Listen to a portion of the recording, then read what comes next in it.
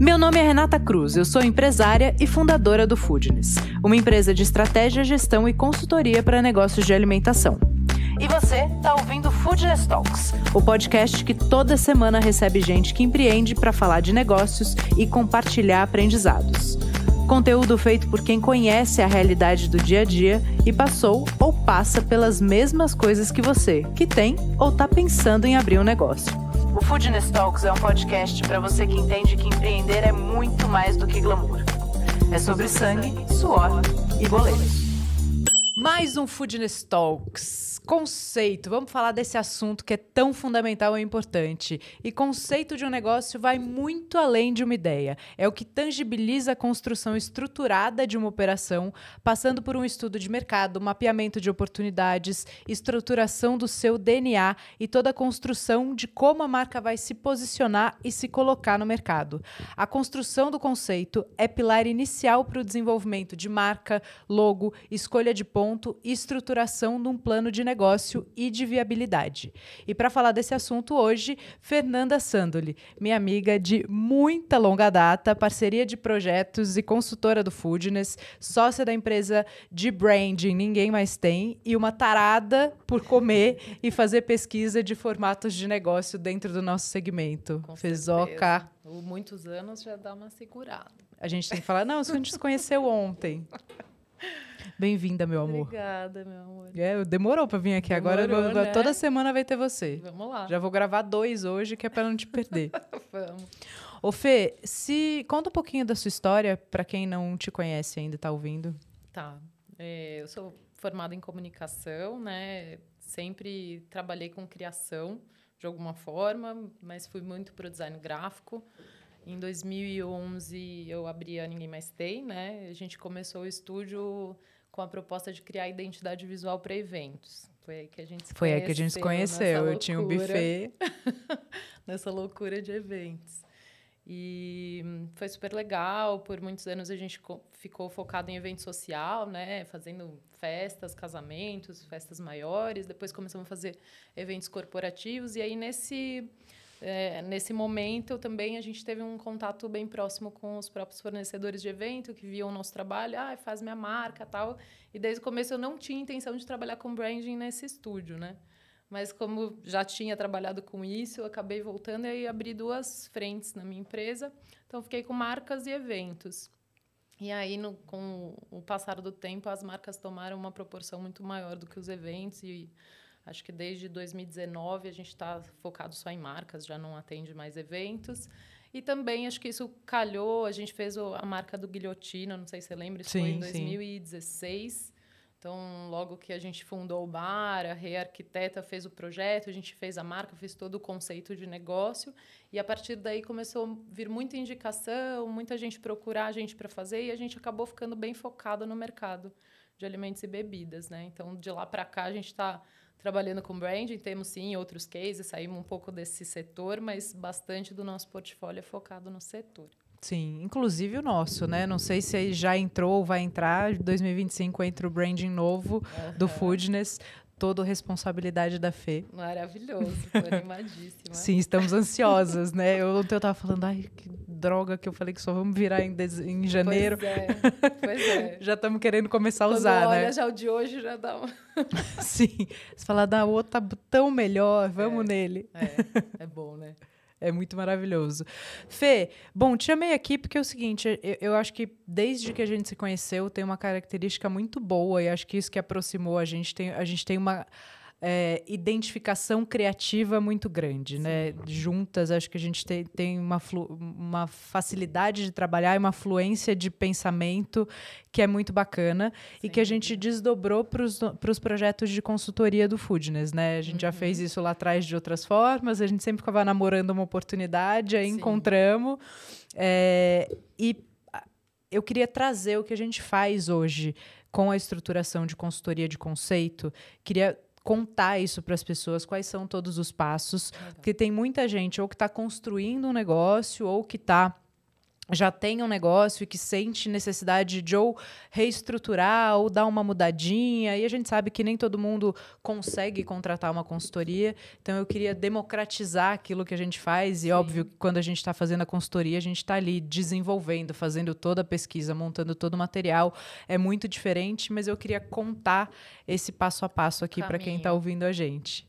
Exato. Legal. Eu acho que é isso mesmo, assim, a gente sempre teve muita sinergia de pensar criativamente e de trazer, de alguma forma, um conceito sólido para os negócios, né? Então, desde eventos, a gente sempre tinha uma proposta nova, mas como ir além, como entender por que aquilo fazia sentido, por que aquilo estava ali, né? Então, assim, o trabalho de conceito, igual você falou, ele é muito maior do que uma ideia, né? Então, às vezes, a ideia está lá, dormiu, sonhou com um negócio, acordou com uma ideia. Está tomando banho, ouviu alguma coisa na rua, surgiu uma ideia. É muito mais um insight criativo para uma solução de problema, uma coisa específica, mas que não tem validação, né? Então, ela está muito na esfera mental ainda. Mental e emocional, né? Mental porque e emocional. A ideia da coisa é diferente da coisa. E depois aquilo a gente precisa entender como estruturar essa ideia para ela poder se tornar realidade. Até porque quando se fala emocional, assim, isso passa por uma coisa de repertório. Então, para você ter um insight criativo, isso passa pelo teu repertório. O que você tem de repertório? Então, também, quando a gente tem uma ideia, ela está muito no nosso mundinho, né? E isso precisa de validação para aquilo que a gente... Se a gente pretende transformar essa ideia num negócio, né? A gente precisa validar e transformá-la num conceito forte que vai ser percebido, que vai ser entendido em todos os pontos, né? Então, assim, falando um pouquinho do trabalho de como a gente faz e a estruturação disso, o trabalho de conceito, ele sempre parte do desejo, desse emocional, dessa ideia. Então, o primeiro passo é sempre uma imersão, né? É ouvir, é entender por que você veio aqui, qual que é a tua ideia, o que você quer concretizar, o que você quer colocar como plano. E aí a gente vai entender as possibilidades disso. Então, a primeira, essa imersão vai em ouvir, e depois também usar o nosso conhecimento de mercado. Então, a gente traz bastante a pesquisa de tendências do que está acontecendo no mercado, porque cruzando esses desejos, esses primeiros insights, entendendo como está o mercado, isso também vale muito da gente falar de praça, né? Então, assim, eu tenho uma ideia que pode muito bem funcionar em São Paulo, mas que pode não funcionar no interior, pode não funcionar no Nordeste, no Norte. Então, assim, a gente sabe que tem uma questão cultural, tem vários, né, outros aspectos que influenciam diretamente o aceitar uma ideia ou não. Então, assim, a primeira imersão ela vai falar um pouquinho dessa adequação, de a gente já sentir o cheiro de saber se essa ideia pode funcionar ou não. E aí a gente também entende os sonhos, né? Porque é muito importante quando a gente constrói um projeto, a gente construir um projeto para aquela pessoa. Com certeza. Que tenha viabilidade, que pare de pé, obviamente, mas trazendo toda a essência do fundador ali, né? Sim, até porque, né, essa ponta é essencial. Se deixar a gente pode ter 1000 ideias e criar conceitos para vários negócios, mas que vão precisar de uma ponta que vai operar, que vai fazer aquilo acontecer, verdade, né? Então, assim, é isso, fazer acontecer, botar a mão na massa. Então, assim, muito importante a gente saber quem está querendo executar e os desejos e os sonhos que tem, porque é isso, no fim do dia, a motivação é aquela fagulhinha ali que vai fazer você continuar naquele propósito, né? Então, a primeira coisa, acho que até antes dessa imersão, é a gente entender quem é a pessoa, quais são os sonhos, desejos, objetivos, e a gente tem ali, eu me dedico muito a essa parte, que é ler a pessoa, entender a pessoa, para poder trazer isso para a estratégia, né? Para poder usar isso como balizador. Exato. Porque é isso. E depois a gente vai falar um pouquinho mais da construção de conceito, mas para manter isso de pé num negócio, o valor percebido do cliente que vai frequentar, ele vai passar pela pessoa que está operando. Então, se a pessoa não banca aquilo, construir um conceito super maneiro aqui, mas a pessoa não enxerga aquilo como verdade na vida dela e no jeito como ela vai fazer as coisas, não adianta, né? Sim. Então, a gente sabe que essa parte é bem importante. Essa parte da verdade dos sonhos são essenciais, né? São essenciais. Aí depois a gente passa por uma investigação que é já mais olhar mercado. Então, a gente tem uma investigação macro e micro, né? Quando a gente fala macro, é tudo. A gente fala de macro tendências, por exemplo, o que está acontecendo no mundo, movimentos que são longos, diminuição de um consumo tal, um novo hábito de consumo, tecnologias, né? Então, assim, a gente olha primeiro o que está acontecendo no mundo, depois a gente vai fechando o cerco dessa pesquisa para a praça, né, e para o setor. Então, minha ideia é um negócio de sorvete no Nordeste. Então, quando for filtrando, a gente vai entender hábitos de consumo, tendências do Nordeste, o que está acontecendo por ali, qual o momento político. Então, tudo isso, né, vai falar para a gente possibilidades, oportunidades e ameaças. E também o próprio setor. Então, uma sorveteria, o que a gente tem para falar disso? O que a gente conhece? O que já foi implementado? O que deu certo, o que não deu certo? Sim. Né? Usar um pouco essa... E é legal até dar um exemplo real, né, de um projeto que a gente fez. A gente estava fazendo um projeto para um restaurante saudável e a gente trouxe toda a referência, né, na sua parte ali de pesquisa, você trouxe toda a parte de aumento do consumo de academias, né, do número de pessoas matriculadas nas academias por região do país. Sim. Porque isso vai sustentar o que a gente vai montar ali, né? Exatamente. Isso é o exemplo do macro-movimento. Exato. É um macro. E aí, assim, faz essa investigação de mercado, então entende já essa adequação e a gente entende também nessa investigação de mercado, faz uma análise dos players. Quem que já existe, quem que já está fazendo o quê, parecido com isso, quais são os tipos de negócio que se assemelham com o que a gente quer criar, como funciona, quais são os players que estão jogando esse jogo. Daí a gente monta, né, ali... E análise de concorrente é uma coisa que, assim, é diferente de uma espionagem industrial, né? Não é nada disso, mas é olhar para os players com respeito e falar, puta, esses caras aqui estão fazendo um trabalho muito bacana.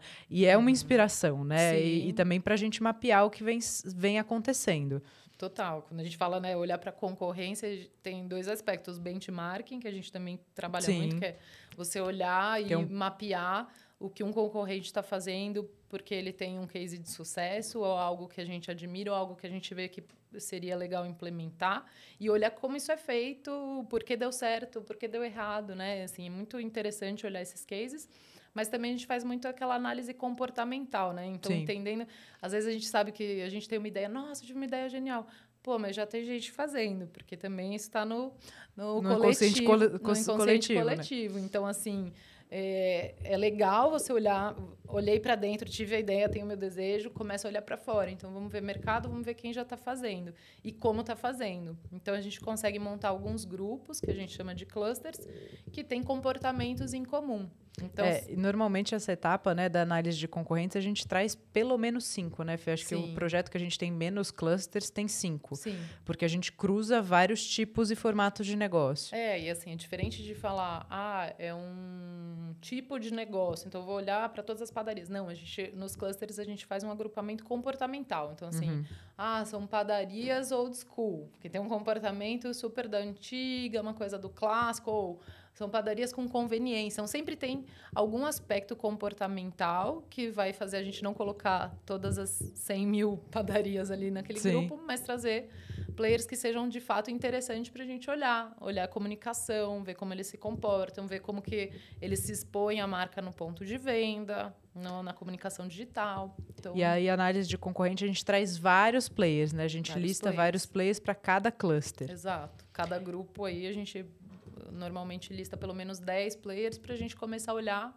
E até legal aqueles painéis, né, que a gente faz, que a gente traz isso visualmente e consegue enxergar como aqueles grupos têm coisas em comum.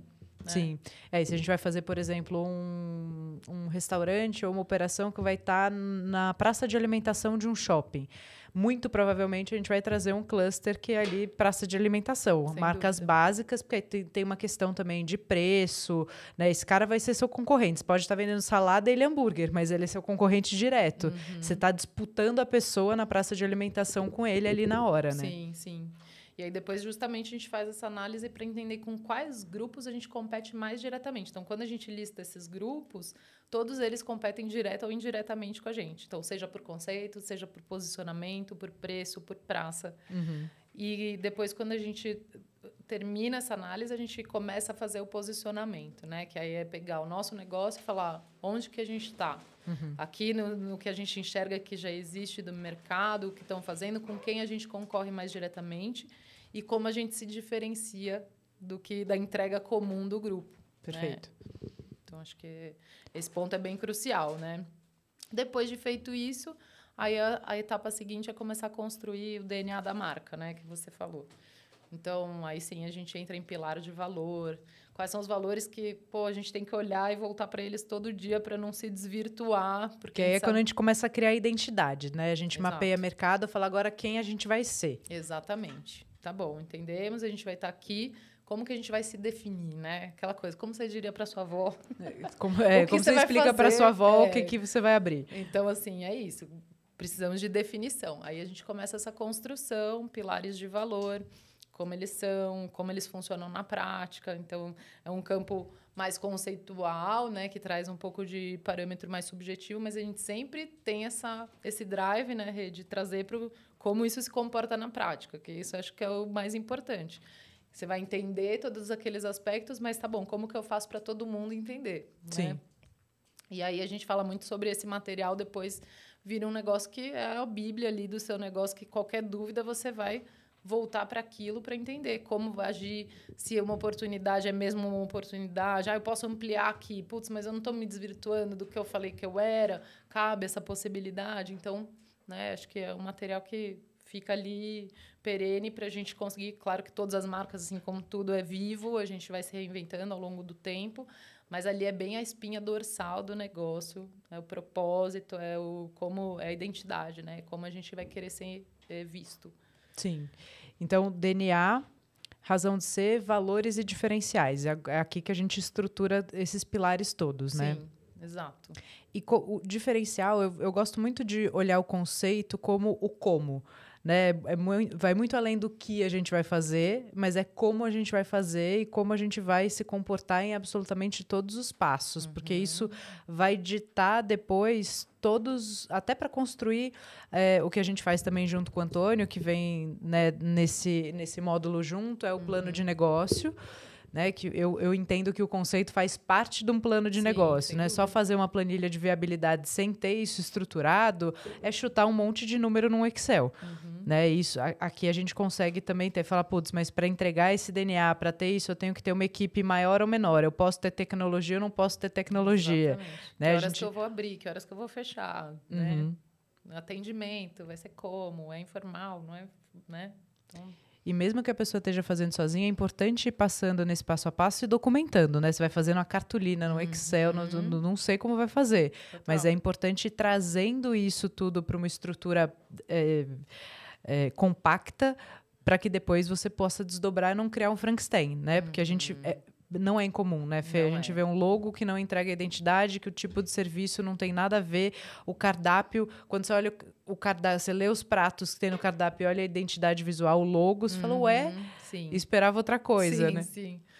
Tudo isso vai comunicar de alguma forma, vai passar uma mensagem que vai ser interpretada por quem estiver ali sentado, consumindo sua marca, em contato com a sua marca, de uma forma que passa também pelo repertório dele. Sim. Mas, assim, é muito interessante, porque esse trabalho ele é tão completo, dificilmente, a gente vê vários negócios, a gente também sabe, né, realidade de investimento, de tudo, mas, assim, a gente vê vários negócios que surgem sem essa base. E aí, o que acontece é isso. Vai se desvirtuando. Então, às vezes, a pessoa chega, o empreendedor chega ali, passou 1 ano, 2 anos, nossa, mas como que eu vim parar aqui? Né? Porque não tinha a base que ajudou ele a guiar, a entender quais decisões ele tinha que tomar, se era certo ou era errado, ir para cá e para lá. Né? E acho que isso baliza muito um negócio. Aí a gente acaba correndo atrás do dinheiro, né? Que naturalmente no negócio é uma necessidade, aí não está tão bem estruturado, você não tem um público-alvo definido, aí você se perde e começa a virar qualquer coisa que... E tem um péssimo hábito atual, que é hoje todo mundo entende restaurante de comida. Então, você vai receber os seus amigos, eles vão falar, cada um vai falar uma coisa, eu acho que, eu acho aquilo, a avó vai falar outra coisa, e você, que se não tem isso pré-determinado ou definido, até com a ajuda mesmo de alguém, você vai ficando enlouquecido, né? É difícil sustentar, Nossa né? Senhora! A gente já viu isso, já passou por alguns processos, né? Até uma frase boa ali que o Mário trouxe, prefiro gastar agora para errar, para saber que eu não posso errar, né? E me entender o que eu quero propor, fazer o negócio com critério, do que gastar lá na frente para revisar um negócio que foi feito de uma maneira... É porque fazer errado é muito caro. É muito né? caro. O refazer depois, ou você ter que pivotar tudo, refazer logo, refazer tudo, às vezes você está no ponto errado. Né? Exatamente. Depois que você cria, a gente vai passar aqui pelos próximos passos, mas inclusive a gente faz uma análise de qual é o lugar ideal para você estar dentro da cidade, né? Porque às vezes também você está no ponto errado. A gente estava falando disso outro dia. Você tá na Vila Madalena, uma quadra para cima, uma quadra para baixo, muda o jogo completamente, né? Sim. Fora que você fala de bairro, você fala de comportamentos totalmente diferentes, né? O que a Veja trouxe lá atrás do Santa Cecília, etc. É um lance que acontece cada vez mais em São Paulo, porque tem trânsito, é difícil se deslocar, a mobilidade, né, é reduzida. Então, a gente acaba vivendo muito os nossos bairros. Então, cada um tem um comportamento. Seu negócio sustenta estar num lugar de destino, ele precisa estar num lugar de passagem, né? Então, eu concordo e o que o Mário falou é verdade. É um investimento, né? Está na fase do investimento ainda, mas se paga muito rápido. E óbvio que isso não é garantia de sucesso de absolutamente negócio nenhum, mas é uma garantia de errar menos. Exato. Né? E errar custa muito caro. Porque a gente valida muitos pontos, né, Rê, nesse processo. Assim, e é uma discussão, né? São 3 meses de trabalho, é importante dizer isso. São 3 meses de trabalho, de troca muito intensa, onde todas as pontas vão estar colaborando, colocando suas percepções, seus desejos. Mas isso aqui não foi como eu pensei. E se a gente fizer aquilo? Pondo suas provocações, né? A gente faz muito esse papel também de provocar quem vem com a ideia de empreender e por quê, e trazer, né, essas verdades, elas aparecem durante o processo. Sim. Então, realmente, isso se paga rápido, porque o negócio amadurece muito ainda nessa fase. E você está usando o repertório de várias pessoas, né? A gente se dedica para isso há muitos anos, tem um repertório super vasto, a gente conversa com outras pessoas durante os processos dos nossos clientes, então também você está comprando o repertório de um monte de gente junto desse processo, né? Da gente ou de qualquer consultora. Acho que até a régua para você escolher quem vai ser a pessoa que vai montar o projeto de conceito para você, acho que tem 2 muito importantes. Primeiro, a identificação. Você tem que se identificar com as pessoas que vão trabalhar com você, porque é um processo muito intenso. Né? E depois, qual é o repertório que essas pessoas têm, o que elas pesquisam, com quem que elas trabalham, o que elas fizeram, o quanto elas viajam, porque o tempo todo a gente está acumulando repertório para trazer para os clientes, né? Sim. Gastamos todo o nosso dinheiro. Todo o nosso dinheiro em lanchos. Sim, a viagem e lanchos, sempre. Com certeza. Tudo que entra, sai. Pois é. Bom, aí depois que a gente cria DNA, razão de ser, valores e diferenciais, a gente começa a falar de público. Né? E esse é um ponto que eu queria que você entrasse, porque também isso é muito importante, né? Aí acho que é isso, né? A terceira etapa, ela vai ter... A gente já entendeu, estudou o bichinho, fez a imersão, entendeu as possibilidades, oportunidades, etc. Construiu essa identidade, esse DNA. Agora é como fazer com que esse negócio aqui que a gente criou seja percebido, né? Que não haja ruído de comunicação. Então, o que a gente pode fazer para que tenha clareza desse conceito e para que tudo funcione muito redondo? Então, primeiro, quando a gente começa a falar como fazer... Então, para quem a gente vai falar, né? Com quem a gente vai conversar? Essa marca vai interagir com que tipo de público? O famigerado público-alvo, né? Que as pessoas, às vezes, não querem olhar para isso e falam, não, eu quero vender para todo mundo. Exato. Que não dá, né? É impossível. Quem muito quer agradar, não agrada ninguém, né? Qual é o problema essencial, Fê, de querer vender para todo mundo?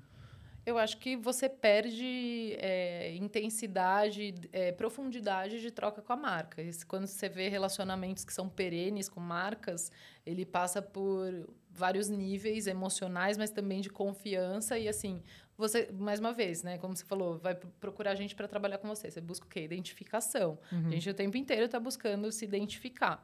Então, eu não consigo me identificar com uma marca que fala com todo mundo, porque eu quero que ela... entenda as minhas dores, se, né, comporte do jeito como eu acredito, com os valores que eu acredito. Então, se você faz isso de uma forma muito ampla, você acaba não ganhando profundidade. E aí isso... Aí você não cria conexão, né? Você não cria conexão. Então, isso, assim, para a longevidade do negócio é muito ruim. E as pessoas, às vezes, têm a impressão de que quando a gente fala definir um público-alvo, é você definir só um tipo de gente. E a gente chama até de definições de público de interesse. Né? Porque a gente traz, sei lá, de 4 a 8 perfis e a gente transforma isso até num estudo de persona, né? e criar... Tem várias formas, né, Sim. da gente fazer isso. Acho que cada projeto a gente entende como é mais interessante. Quando a gente fala de públicos de interesse, a gente está falando mais, né, além do público-alvo. A gente está falando dos nossos concorrentes, da mídia de forma geral, dos líderes comunitários. Então, assim, a sua marca, o seu negócio, ele vai interagir em algum nível com todas essas camadas. Sim. Então, você tem que definir. Os fornecedores e parceiros também são importantes. Então, assim, tem várias camadas ali de públicos de interesse que você não precisa direcionar a sua comunicação digital, a sua comunicação para esses públicos. Assim, você tem como direcionar em cada meio, em cada veículo. Eu vou fazer uma newsletter que eu quero ativar os parceiros. Aí sim ele vai ter uma comunicação focada. Mas por mais que você foque a comunicação que é comum no seu público-alvo, consumidor, né?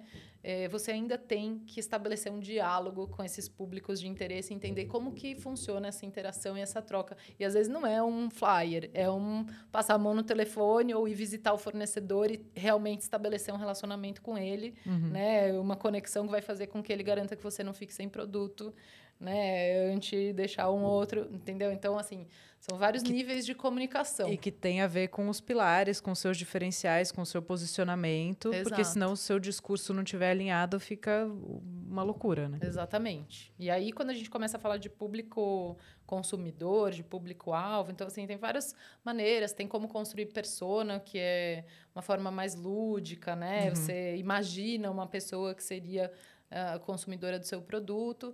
A gente tem feito bastante também, construído o público-alvo com estudo de grupos comportamentais, né? Então, assim, é isso. Não é eu vou vender para uma única pessoa. Mas os grupos comportamentais eu acho bem interessantes porque eles não falam só de dados demográficos, né? Então, tem esse estudo como se fosse a persona, onde você vai trazer uma variação de dado demográfico. Tem de X a Y de idade, normalmente moram em centros urbanos. E aí você vai trazer muito mais a coisa do comportamento. Sim. Então, o que eles têm em comum com relação a motivações, a objetivos e como essas motivações desse grupo se conecta com o seu negócio. Porque antes, quando falava de público-alvo, né, ou para quem você queria vender, era uma coisa muito dura, né? Muito. Mulheres Técnica. de 20 a 35 anos. Fala, Sim. porra, Sim. isso é super até segregador, né? E hoje, quando a gente fala de comportamento, tem um exemplo muito bom que você tem, falar, jovens. Existem pessoas que não têm pouca idade, mas têm um comportamento jovem. Sim, total. Hoje em dia até a gente vê tendências, tem uma tendência que chama idade fluida. Você vê a peça de publicidade do Itaú com a Madonna, ela fala isso, não vou me definir pela idade, eu sou esse tanto aqui de coisas.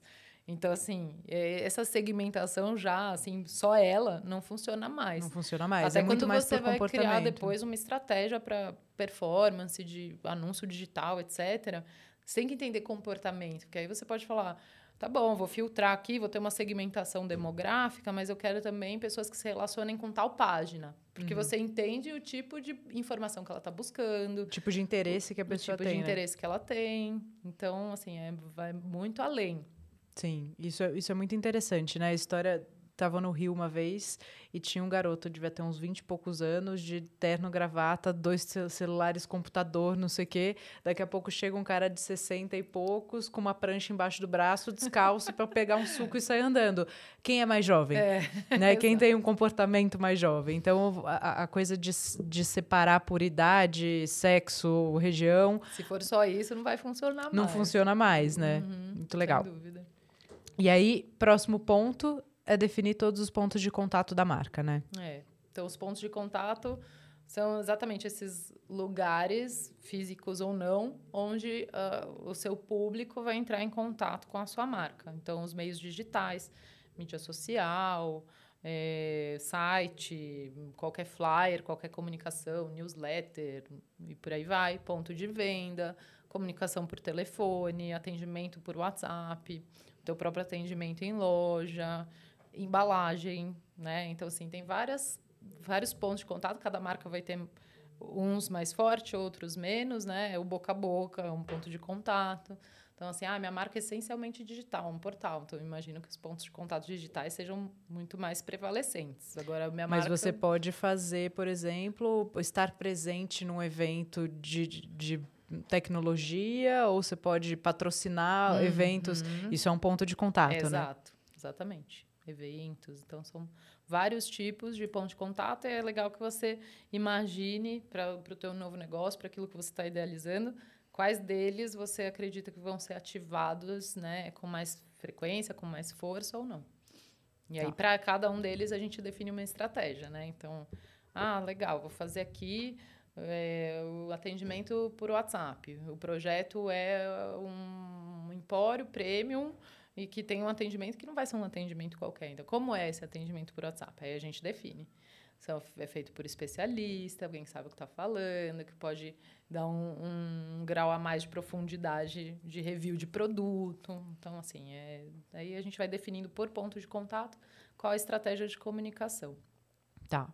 E aí, depois de tudo isso, a gente volta para aqueles clusters, né? Depois que a gente entendeu tudo, escolheu o DNA, ou entendeu os pontos de contato, a gente volta naqueles clusters e agora fala, aonde a gente vai se colocar? A gente vai escolher um cluster ou a gente vai ter intersecção entre alguns tipos de player, né? Sim. Aí a gente faz essa defesa do posicionamento, que a gente já rascunhou ali atrás.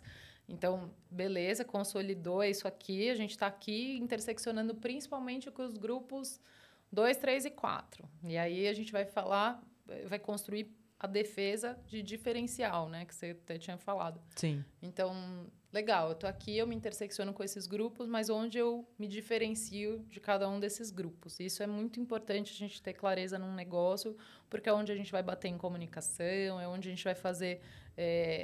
uma comunicação efetiva para ter um valor percebido, né? É onde você começa também a trazer o que te torna único, né? Exato. Falar é o seu grande diferencial. É uma hamburgueria, beleza, a hamburgueria não precisa de conceito. Precisa justamente porque já tem um monte. Exatamente. Né? Como é que você vai se diferenciar? Ninguém vai vender 2 carnes, um pão. Então, assim, o produto é basicamente o que todo mundo já vende. Você pode ter uma coisa diferente ou outra, trazer uma inovação, mas o que vai te diferenciar é como você faz, é como você se posiciona, como você fala. Nem que o seu conceito seja a simplicidade, né? Eu quero fazer o hambúrguer como antigamente, é só pão e tá bom, mas como que a gente vai defender isso? E por que isso é diferente dos outros? Como é que o cliente olha para você e fala, não, eu quero ir ali, né? Porque eu me conecto. Exato. Massa. Bem importante. Aí, só depois de tudo isso, é que a gente vem com a definição de produto, né? Aí realmente a gente começa a construir o esqueleto do cardápio, que não precisa vai anchova ou não vai anchova na massa. Agora a gente não precisa saber disso. Né? Então, a gente faz um esqueleto de cardápio e uma estrutura de serviço, que é o que a gente chama um modelinho de negócio. Né? Eu tenho um cardápio longo, eu tenho um cardápio curto, eu tenho tudo monoporção, para compartilhar, eu tenho serviço, eu tenho totem. É aqui que a gente estrutura como a gente vai operar, né? Exato. A gente vai falar todas essas particularidades, né? Atendimento, como é o pedido, como vai ser fluxo em loja, tem delivery, não tem delivery. Então, todas essas definições mais práticas que vão tornando o negócio mais palpável, né? Para a gente conseguir implementar. E esse rascunho de cardápio, que é muito importante, né? Essa estrutura para a gente saber o que colocar ou não, que obviamente depois vem com uma contribuição, né, de um cozinheiro, um chefe, enfim, que ajude a definir exatamente o que é, mas que ele tem ali toda a base de conceito que a gente defendeu e a estrutura que ele precisa cumprir, né? Porque a gente sabe que isso influencia muito em aspectos operacionais, né? Sim, total. Até você falou de delivery. Vai ter delivery ou não vai ter delivery? Porque isso vai desdobrar, então, para que tipo de casa eu preciso? A cozinha vai ficar na frente, vai ficar atrás? Eu vou ter saída para entrega para o motoboy? Como é que eu recebo esse cara? Vai ser no mesmo ponto? Não vai ser no mesmo ponto? Porque senão você corre o risco de não pensar isso antes e ficar aquela zona na frente do restaurante. E aí fica caro depois, de novo. Sim. Como vai fazer? Tem que fazer um puxadinho. Não, só esta cagada em específico que estamos falando custa mais do que esse projeto. Exato. Né? Porque ou você vai ter que ter outro lugar para operar, ou você vai criar um ruído, você vai atender mal os motoboys, que são grandes parceiros, eles são fundamentais para você conseguir trabalhar delivery, ou o seu cliente vai ficar puto que está sempre uma bagunça ali na frente. Sim. Então, sem dúvida. Tudo que a gente conseguir prever Sim. Facilita muito, poupa recursos, você vai construir um negócio muito mais assertivo. Sim, sem dúvida. E aí, próximo passo, direcionamento de comunicação e tom de voz. Também bem importante. Eu queria que você falasse um pouquinho disso, porque eu acho fundamental. O tom de voz, então assim, a gente já entendeu o que a gente já definiu ali nossa essência em DNA, como isso se traduz, né? Então, o tom de voz, ele é um direcional, textual, mas também, né, dependendo da marca ou do projeto, que tipo de conteúdo a gente vai ter, tem pessoas atendendo, ele vai para tudo, né? O tom de voz, ele é respeitado. Ele tem que ser olhado na construção de textos institucionais, na construção de legendas para uma rede social e também... Cardápio, né? Como é que a gente... Com certeza, como vai apresentar os produtos. Treinamento de equipe, como é que o seu garçom fala com o cliente. Super. Porque aí, assim, a gente sabe que, óbvio, que tem nuances, né, de percepção, mas é que esse tom de voz, ele guia, faz com que essa comunicação ela seja muito coerente em todos os pontos de contato. Então, desde o atendente, do WhatsApp, do site, vai estar tudo falando uma mesma língua, né? Como se fosse realmente a personificação da marca. E isso, muitas vezes, né, a gente tem uma pessoa à frente do negócio, ele não precisa ser, e normalmente ele não é a voz da pessoa. Sim. Ele é a voz da marca, que é maior do que a voz da pessoa, porque as outras pessoas precisam estar habilitadas a falar dessa mesma forma. E esse é um desafio, né? Um desafio importante. O fundador, muitas vezes, ele dá o tom. Né? A gente até constrói o tom em volta do fundador, tá tudo certo. Mas depois todo mundo tem que conseguir replicar, senão você vai ser a única pessoa capaz de cuidar de tudo, né? Todos os textos têm que passar por você, todo o atendimento é você que tem que treinar. Eu gosto muito da ideia da gente sempre pensar que a marca tem que ser maior que a pessoa, né? O CNPJ tem que ser maior que o CPF. Então, estruturar tudo isso vai ajudar com que isso seja possível e viável, né? Exato. Tem que ter autonomia, né? As pessoas, dependendo de como a corporação vai se formando, de como seu projeto, né? Os níveis hierárquicos que tem, que não tem, mas assim, a gente vai ter várias pessoas trabalhando em prol da marca, né? Ajudando a construir essa imagem. Então, todas essas pessoas têm que estar habilitadas e saber esse direcional. A gente faz até, né, uma listinha de palavras a evitar, palavras a reforçar. Isso ajuda muito a construir essa personalidade da marca e realmente ter coerência em todos esses pontos. Sim, para basicamente todo mundo ser você está personificando a marca ali, né? Tipo, a Fernanda está atendendo uma mesa do jeito da Fernanda, mas com o tom de voz da marca. Exato. Isso é muito importante. É difícil a beça. É difícil. Mas sem esse documento, eu acho, tipo, inviável. Se a gente não para pensar isso, para estruturar isso, depois a coisa vai acontecendo como vai acontecendo. Né? Até porque o direcional que você vai dar, vai lá e fala com o cliente. Tá bom, mas como? Não, isso é muito legal até para você contratar. Né? Quem são as pessoas que eu vou contratar? Pessoas que estão dentro aqui desse escopo, que tem aderência com isso aqui que eu construí. Sim. Né? Porque senão fica muito difícil você contratar uma pessoa que não tem aderência nenhuma e treinar ela para ser uma coisa que ela não é. Isso não vai acontecer. Tem que ter adequação. Exato. E a gente vê até exemplos muito felizes, né? Tipo, tem uma marca que tem... também tem uma coisa de roupa, de lifestyle, etc. Uma coisa mais cosmopolita, street. E aí ela consegue contratar pessoas que são tatuadas, que vivem disso, que andam de skate, que acreditam, né, vivem esse movimento. A identificação vai ser imediata, né? Esse cara representa a sua marca. Tem a ver com o comportamento, né? Tudo que você rascunhou ali, você consegue enxergar isso num parceiro, num colaborador, né? Enfim... E a gente até tem usado, é muito legal contar isso, né, Fê? A gente tem usado muita criação de imagem na inteligência artificial para a gente conseguir trazer isso para uma ilustração, né? Acho que é bem importante, assim, quando a gente cria esse material, né? A gente está falando de tantos aspectos subjetivos e até ele chegar ao fim, às vezes até tem uma ansiedade. Tá bom, mas como vai ser? Como vai se comportar? E no final a gente até vai falar, tem o direcional também estético, mas... Sim.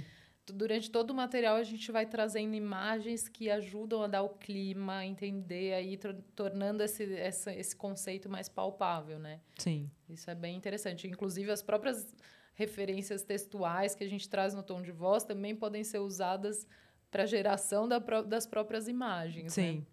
Sim, e é o que você acaba fazendo, né? Sim. Muito legal. E aí o próximo passo aqui dentro do nosso projeto já é o direcionamento estético para a marca e para o ponto de venda, né? Então, assim, aí dependendo do projeto, a gente vai entender também os pontos de contato são mais importantes. Às vezes é uma marca super digital, vai ser aplicativo, a gente vai trazer referência disso, mas né, normalmente a gente traz esse direcional estético, a gente fala de aspectos estéticos que vão ajudar a construir de uma forma bem redonda, junto com esse direcionamento de identidade verbal, essa identidade da marca, né, em todos os pontos. Então, ponto de venda a gente vai falar de aspecto de cor, né, colorido, não é, tem uma atmosfera clara, não tem iluminação natural ou não. Então, a gente vai trazer vários aspectos e trazer isso através de referências, porque fica muito mais fácil de entender. Marca, a mesma coisa, a gente normalmente traz um direcional. Então, se a gente desenhou já ela, igual você estava dando um exemplo fictício de uma marca super cosmopolita, a gente vai trazer essas referências do que é, como a gente quer, até em termos de imagens, de fotografia, de logo, como que seria a construção de uma marca cosmopolita, né? Aí esse direcional ajuda bastante a dar uma carinha, e a gente vê até que muitos clientes acabam usando isso para direcionar a arquitetura, né? Sim. Para a construção do projeto. Acho que é super importante, até você como agência, né, sentada na outra cadeira, é muito mais eficiente quando uma empresa chega para você, ou um fundador chega para você com um trabalho desse feito, né? Porque senão ele te cospe uma ideia e fala, eu preciso de uma marca para um restaurante de ceviche e brilha. Exato. Não, isso é sonho de princesa, assim. Receber sempre na Ninguém Mais Tem, todo o tempo que a gente recebia um briefing onde o cara já tinha um plano de negócio, já tinha um conceito desenhado, é perfeito, né? Tudo que a gente gostaria de ter. Porque isso vai dar muito instrumento para a gente criar as formas visuais que aquela marca precisa ter. Que tem aderência, que tem conexão com todo o Exato. pacote. Eu entendo se você todas não tem... essas palavras, eu sei como traduzir essas palavras em imagem, mas se eu não tenho as palavras, se eu nem sei, se eu só sei o briefing de, quero criar uma pastelaria, por quê? Qual pastelaria? Com quem ela vai falar? Isso muda completamente os aspectos visuais que a gente vai escolher, né? Sim, a gente não corre o risco de ter um ruído, até por referência, a gente tem um exemplo aí prático que a gente conviveu recentemente de um cliente que não tinha toda essa formação pronta e aí foi fazer a parte de arquitetura e a arquitetura meio que conduziu a cara do negócio para um lado que não era essencialmente o que ele queria, o que era a essência da marca na cabeça dele. Mas como ele não tinha esse substrato, né, ele não tinha como explicar o que estava na cabeça dele, a coisa foi para um lado que não fez sentido, né? Que é bem comum, né? Isso acontece e que isso é caro demais, gente. É super caro. Né? Até aqui, é muito importante a gente dizer que a gente, dentro de um projeto de plano de negócio, a gente começa com essa parte, né? E depois, quando a gente começa a chegar ali, clusters, posicionamento, definição de estrutura, modelo de serviço, a gente já começa a ter uma noção de investimento, de valor de aluguel, de quantidade de mão de obra, e a gente sempre vai cruzando o financeiro, a viabilidade, com isso que a gente está construindo, porque às vezes precisa de adaptação, né? Claro. Isso foi um grande aprendizado, assim, para mim também, porque sempre trabalhei muito com comunicação, né, na essência ali do negócio, de transformar justamente esses discursos em aspectos estéticos e tudo, e sempre olhando muito para conceito, vendo, né, como as coisas se amarram, posicionamento, olhando a parte mais de marketing, mas com menos embasamento financeiro, né? Então, a gente sabe que, da mesma forma que você falou, pode jogar na planilha qualquer coisa. A nossa construção de conceito também, né? O papel aceita qualquer coisa, mas quando essas duas áreas convergem, né, e estão ali numa troca intensa, pensei nisso, acho que tem que ser tal coisa, só abrir de dia porque o conceito é diurno. Aí vai vir o financeiro e falar, não, a conta não vai fechar a conta. Então, a gente tem que repensar vários aspectos e a entrega é super redonda, né? Sim, é importante a gente dizer, né? Nesse projeto são 3 pilares essenciais, né? Você com a parte do conceito e toda essa parte de direcionamento, eu olhando estratégia, amarrando tudo, amarrando as pontas, e o Antônio cuidando de financeiro. Então, assim, a gente tem 3 cabeças cabeças ali trocando tudo e a estratégia começa a amarrar as coisas, né? Eu ouço um lado, ouço um outro, falo, tá, isso aqui é possível. Aqui o conceito vai ter que ceder, aqui o número vai ter que apertar. E a gente vai depois trocando para ver a viabilidade, que é uma próxima etapa, né? Sim. Que é depois que a gente finaliza conceito, mas a gente já começa nessa etapa a começar a amarrar para não ter muito retrabalho. Exato. E como também a gente vai usando muito a nossa experiência, né? O que a gente já viu, o que a gente já testou, o que a gente já validou. Então, essa troca vai ficando cada vez mais intensa, cada vez mais fluida, né? Porque a gente sabe o que funciona. Lembro que eu pensei tal coisa, mas barrou ali porque tinha um aspecto financeiro. Eu já vou guardar isso, porque nas próximas proposições que eu fizer, eu já tenho esse dado, né? Sim. Então, isso é super interessante, como as áreas convergem. Sim, é muito mais eficiente quando a gente faz os dois juntos. Porque às vezes tem, uma pessoa que veio do mercado financeiro, tem intimidade com o número, já fez o plano de negócio. A gente tem que refazer, né? Porque isso aqui é o direcional essencial para a planilha financeira, para o valor de investimento, para a arquitetura e para a construção de marca, né? Exato. Então... Bom, aí a gente faz direcionamento estético para marca, ponto de venda, já amarrando todas essas pontas. Aí a gente entra em estrutura, né, de cozinha, maquinários, etc., porque isso é fundamental para a gente entender também qual é a parte financeira. E a estrutura de organograma, que às vezes é um negócio falar, puta, a gente, para entregar isso aqui que a gente desenhou, a gente precisa de muita gente. Aí o financeiro volta e fala, cara, tá pesado. Né? E várias vezes a gente já teve essa discussão, né? Ou às vezes até o Antônio voltava com a planilha e falava, cara, eu não quero que tenha esse ponto de equilíbrio tão alto, vamos mexer. Exato. Né? Porque aí também tem tudo a ver com quem é a pessoa que vai conduzir, quanto de experiência ela tem, o quanto de risco. Isso é tudo negociado com o cliente, obviamente, né? Mas e às vezes a gente fala, vamos começar mais tímido, vamos, né, um valor de investimento um pouco mais baixo. Quando você já tem gente que tem muita experiência de mercado, muito conhecimento, é diferente. Quem está entrando no mercado, a gente vai balizando também para ser uma coisa possível e viável, né? Com certeza. É isso, assim, é bem... Por isso que essa troca existe o tempo inteiro, né? Ela não é tão linear. A nossa construção, ela segue esse raciocínio, mas essa troca, ela está ali o tempo inteiro fazendo as provocações para mudar, para que a gente possa fazer pequenos ajustes no caminho, né? Então, é isso. A folha está muito pesada, não dá para ter esse tanto de gente. Então, vamos repensar um pouco a estrutura do menu. De repente, dentro desse conceito, ainda dá para a gente pôr coisas que são muito mais de finalização do que tem um preparo super... Dá, então vamos, né? Então, a gente faz muitas essas adequações, né? O tempo inteiro. Não, e o negócio nasce para além de resolver ou entregar um sonho, realizar um sonho para dar resultado. Exato. Né? É um negócio de muito risco e onde dá para perder muito dinheiro. E se não dá resultado, mata o sonho. Então não adianta. Exato. Né? O sonho vira um pesadelo rapidinho. Tem que ter resultado. Sim, é exatamente isso. Fê, a falta desse processo, a gente falou do impacto financeiro, que eu acho que ele é muito importante, né? A gente, às vezes, mesmo acertando um monte de coisa, às vezes tem gastos que vão acontecendo nesse meio do caminho que podiam ser mitigados se a gente tivesse mais clareza de para onde está indo. Né? Acho que, no geral, tudo que a gente planeja, a gente perde menos energia executando, porque a gente já tem um direcionamento mais claro. Mas eu queria que você trouxesse, assim, até pelo que você já viu de mercado, quais são os impactos da falta desse processo ou de falta dessa clareza? Eu acho que, assim, o que é mais comum, né, a gente vê. Primeiro ponto, impacto financeiro, né? Tenho a refazer. Putz, desenhei um logo, no fim não tem nada a ver, o pessoal tá vindo aqui achando que é padaria e eu sou um restaurante. Enfim, né? Vamos refazer. Refazer nome, né? Também o nome saindo daqui é muito mais fácil. Pois é, nome. Né, registro de marca. Putz, tem tantos aspectos. Mas acho que o principal é essa coisa da frustração. É você ter colocado energia, muito mais energia do que você precisaria, num projeto que você sonhou, que você queria executar, e você ter a frustração de não deu certo. Então, assim, tem várias métricas, né? Acho que até tem alguns trabalhos, principalmente quando a gente fala de reposicionamento, quando a gente trabalha marcas que já existem e a gente vai buscar uma nova solução, repensar o conceito, é muito importante também saber as métricas, né?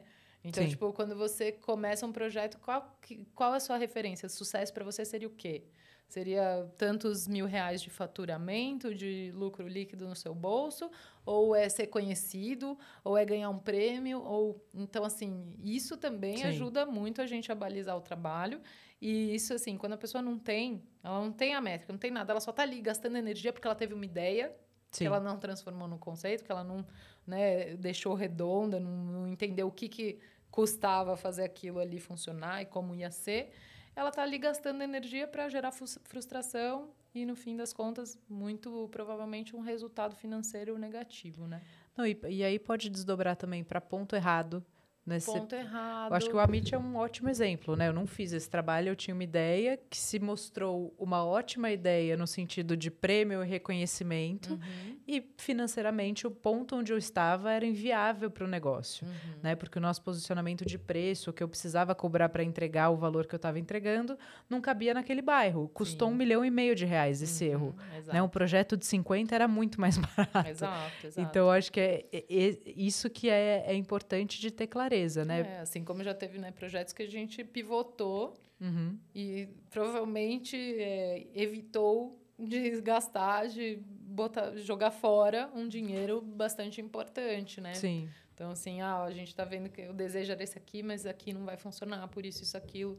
Né? Não tem público suficiente, não cria aderência, ou a comunicação está tão solta, né? Não tem uma identidade clara, que as pessoas não se identificam. Sim, e às vezes você tem uma ideia, você entende o que você quer imprimir ali em termos de identidade do teu negócio, da tua comida, mas você está no ponto errado e com a comunicação errada, aí ninguém vai perceber aquilo, ninguém vai perceber e nem dar valor para aquilo que você está fazendo. Ou as pessoas que dão valor naquilo ou têm conexão com aquilo não estão naquele bairro, né? Exato. Outro dia eu estava andando na rua ali perto de casa e abriu, acho que mais de um ano, um negócio num ponto super bom, que eu olhei e falei, nossa, esse público não está aqui. Isso também acontece bastante. Já peguei alguns casos, inclusive, Ninguém Mais Tem de fazer identidades para projetos super legais, mas que claramente estavam em lugar errado. E aí não tem identidade boa o suficiente para salvar isso aí, né? Não tem comida boa o suficiente para salvar isso. Exato, porque por mais que você faça um esforço de comunicação, consiga levar ali a pessoa para experimentar um bairro longe, isso não gera recorrência, né? Sim. Então, se o seu público não está ali, também você não consegue gerar recorrência por uma série de imposições ali que você tem, dificilmente o negócio vai para frente, né? Sim. Ô, Fê, vamos falar um pouquinho, então, do reposicionamento, porque a gente falou aqui do que o escopo que a gente segue num projeto do zero. Num projeto de reposicionamento, a gente basicamente passa pelas mesmas etapas, né? E aí a gente considera só o que a gente tem. Às vezes a gente não consegue fazer o que a gente gostaria, porque tem ali... Ou vai custar muito caro, e a gente também não quer propor isso, né? Não dá para jogar tudo fora e começar do zero. Então, tem muita coisa que a gente tem que adaptar. Então, eu queria que você falasse um pouquinho disso. Principalmente, assim, quando a gente pega um projeto que já existe, a gente tem alguns desafios. Primeiro, acho que são os vícios estabelecidos naquele negócio. E aí, quando a gente fala disso, a gente tem desde vícios, né, operacionais, de comunicação. Então, assim, isso é assim porque é assim desde o começo. Tá, mas está funcionando, não está? Então, primeiro tem, nesse trabalho de investigação, a gente vai trazer, sim, dados de mercado, do que está funcionando no mercado, mas a gente vai olhar para dentro e a gente usa muito pesquisas, né? A gente usa todo tipo de dado que esse empreendimento possa ter. Eu já faço a pesquisa de satisfação com meus clientes, tenho aqui uma base. Eu tenho um retorno assim, assim, assado. A gente olha muito para Google, review, de forma geral, Google, TripAdvisor, qualquer review online também que possa existir, para ter uma leitura, se a gente consegue identificar traços em comum. Todo mundo está reclamando do bacon. Então, a gente sabe que tem alguma coisa errada ali. A gente tem uma investigação financeira também, né? A gente gosta de olhar o financeiro e a parte de curva de vendas. Curva de vendas. Então, assim, o que eu ofereço como produto que está funcionando, que não está. E aí, dentro da curva, tá vendendo pra caramba, mas um produto que tem um CMV horrível, né? Então, assim, a gente consegue entender problemas só dessa leitura, né? E aí a gente vai casar isso com os desejos. Então, qual o desejo de reposicionamento? Qual a dor, né, mais latente? O que a gente enxerga como o problema principal? O conceito não está sendo bem visto. Ou muitos chegam com o problema, eu tô com problema de CMV, né? Acho que é o ponto que pega primeiro, que a pessoa sabe, tô vendendo, mas não tô fazendo dinheiro, né? Eu tô com um problema ali. Mas às vezes, quando a gente estuda, a gente vê que é muito além daquele vai muito problema. além. O CMV ou financeiro é uma consequência, não é a raiz do problema, né? Porque às vezes ele não conseguiu estabelecer uma comunicação eficiente para posicionar ele, ou para entregar o valor agregado, para poder cobrar mais, né? Ou para, enfim, estar posicionado com uma característica de cardápio ou de preço que seja compatível, que entregue mais resultado. Então, a comunicação normalmente tem bastante a ver também com esses problemas que são facilmente identificáveis como financeiros, né? Sim. E também, às vezes, a gente tem alguns clientes achando que tem um problema de conceito.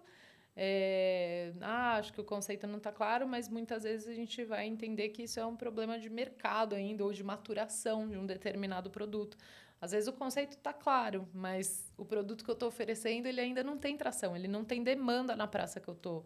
Ou ele tem uma curva de maturação que daqui 10 anos só que eu vou conseguir fazer isso com um volume expressivo. Sim. Então, assim, tem várias nuances que a gente tem que olhar. Mas eu acho que no trabalho de reposicionamento é muito importante isso, cruzar leitura de dados internos com o mercado e aí ver o que a gente tem como dor identificada, leitura de financeiro, para depois, né, entregar um reposicionamento, uma reestruturação que reflita, no fim das contas, em resultado, né? E que seja possível, né? Porque não é tipo, bota tudo no chão e levanta. A gente sempre vai buscar uma solução sem dúvida, que seja possível, viável e que não demore muito, né? Porque normalmente quando tem uma questão posicionamento, a parte financeira vem junto, né? Não tem muito uma coisa separada da outra, né? E os negócios que já existem, que estão em andamento, tem uma urgência diferente, né? Sim, você está trocando a roda com o carro andando e o dinheiro escoando, porque quando não está no ponto de equilíbrio, você sangra todo mês. Exato.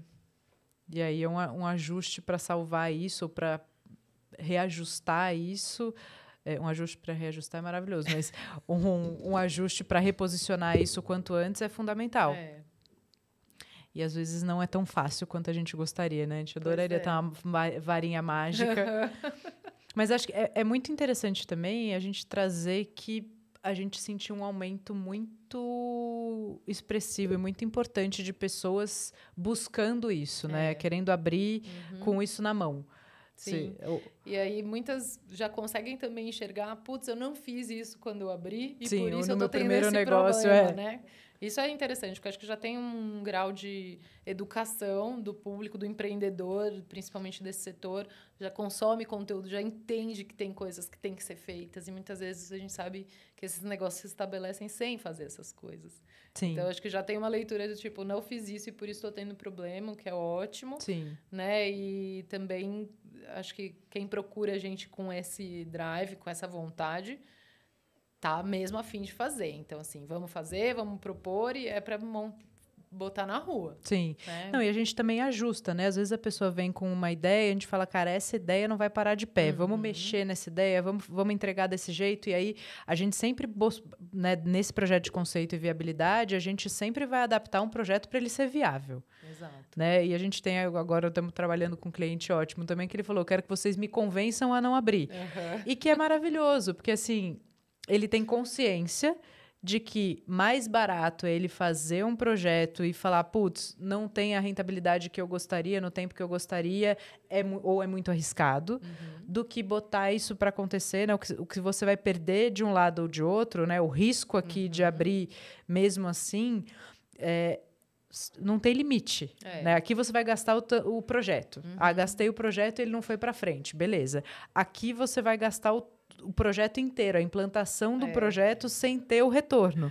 Né? Sem ter o retorno do que você investiu. Não, estamos falando de milhões em diferença. Né? Mínimo para um negócio pequeno, com sorte, você está falando de 1 milhão de diferença entre uma coisa e outra. É muito dinheiro, né? É muito dinheiro. O Léo Spigariol fala isso. Ele tem fala... que ter muita vontade, muita clareza, né? Então, acho que é isso. Esse projeto também serve para isso. Inclusive, Sim. nesses que a gente acaba pivotando, né? Sim. Tinha uma vontade, tinha um sonho. Puta, esse sonho não vai rolar.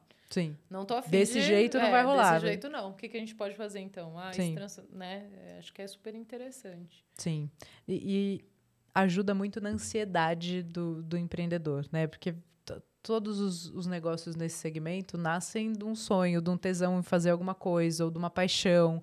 Então, também ajuda muito na tranquilidade, falar, pô, tô dando um passo aqui que não é garantia de sucesso, é importante a gente dizer, não tem nada que possa garantir sucesso, né? É um negócio de risco, mas você vai reduzir o seu risco quando você tem um direcionamento claro de para onde ir, como se posicionar. Exatamente, é isso. Então, mais barato planejar, hein, gente? Muito e para tudo, né? Ontem eu estava gravando uma aula sobre planejamento de cozinha. E aí, quando você gasta um tempinho, investe um tempinho em fazer um planejamento de produção, você vai gastar menos tempo e, muito provavelmente, menos ingrediente, menos dinheiro na hora de executar. Porque você tem noção das prioridades, você divide tarefas, etc. Você vai ser mais eficiente na operação. Funciona mais ou menos da mesma forma, com outros graus ou volume Outra dimensão de perdas e danos. Sim. É isso. Ô, Fê, pra gente encerrar, qual é o timing do cara? Quero começar a pensar num negócio. Quanto tempo ele precisa começar antes, pelo amor de Deus, antes de comprar equipamento, fazer aluguel? Nossa, sim. Então, esse é o primeiro ponto. Sim. Venha quando ainda está no campo das ideias. Do dormir, acordei com uma ideia, quero fazer. Né? Acho que é o timing ideal. A gente sabe que um projeto costuma levar, de planejamento, de plano de negócio e conceito, costuma levar uns 3 meses. Sim. O ideal, por favor, não aluguem, não façam nada antes de planejar, né? Então, Sim. assim... Porque senão você já está gastando. Aí você tem aquela agonia de precisar abrir. E essa agonia não te deixa planejar. Fazendo de qualquer jeito, contratando qualquer pessoa. Então, a primeira impressão que os clientes vão ter vai ser péssima, aí não tem recorrência, o boca a boca é ruim. Então, assim, você acaba na pressa gerando um aspecto negativo para o teu negócio que às vezes é até irreparável, né? Então, o importante assim, começar antes. Antes de fazer decisões importantes, vamos planejar, ver se cabe, né? Fazer continha, entregar um negócio redondo, aí sim. Até tem um momento, o projeto lá que a gente estava fazendo também. Tô na ansiedade de ver ponto. Tá bom, espera pelo menos até etapa 2. A gente já vai saber com quem a gente está falando, a gente já tem um cheiro melhor dos públicos, saber onde que estão esses públicos, porque aí a gente consegue direcionar, entender o bairro, né? Então, assim, às vezes a gente entende que há essa ansiedade, né? Às vezes também, vi um ponto que parece muito promissor. Assim, caso você não seja já do setor, já não tenha uma baita experiência, espera. Se não for aquele, vai ser outro que a gente vai achar adequação. A gente pode dizer, acho que pela experiência que a gente tem dos projetos, que da hora que você começa um projeto, se você tiver muita experiência, você consegue dali a 6, 7 meses abrir, ou na média do start do projeto de conceito, em 1 ano tá com a casa de pé. Tudo vai depender de ponto, obra. Obra é um bichinho... Sim. Difícil, né? Sem muito... Você pega um ponto já mais pronto, ou você tem que fazer do zero, isso varia muito. Mas também o tamanho do negócio, né? Só para acalmar a ansiedade de quem está eventualmente começando a construir, falar, calma, mesmo se você for fazer sozinho, né? Se dá esse timing, entende que essa agonia para abrir e começar a faturar, ela... Vai te custar caro. Exatamente. Acho que esse é o ponto, né? Se tiver essa clareza, todo mundo, quando aperta no bolso, já para de ser ansioso. E acho que uma dica muito legal para quem está nesse projeto, tanto de reposicionamento ou refinamento, porque às vezes é uma coisinha que você quer refinar, ou quem está começando do zero, é repertório. Né? Sai para comer com um olhar crítico, um caderninho na mão, começa a anotar tudo que funciona, tudo que não funciona, tudo que faz sentido no seu, tudo que não faz. De absolutamente tudo, né? Sim. Desde a louça até... E tem gente, tive essa ideia maravilhosa. A gente fala, não, legal, mas já tem 10 negócios fazendo isso. E não é incomum a gente ver, tive essa ideia, não tem. Aí, teve um cliente que começou a fazer um trabalho com a gente listou, sei lá, 20 players e falou, vai nesses lugares.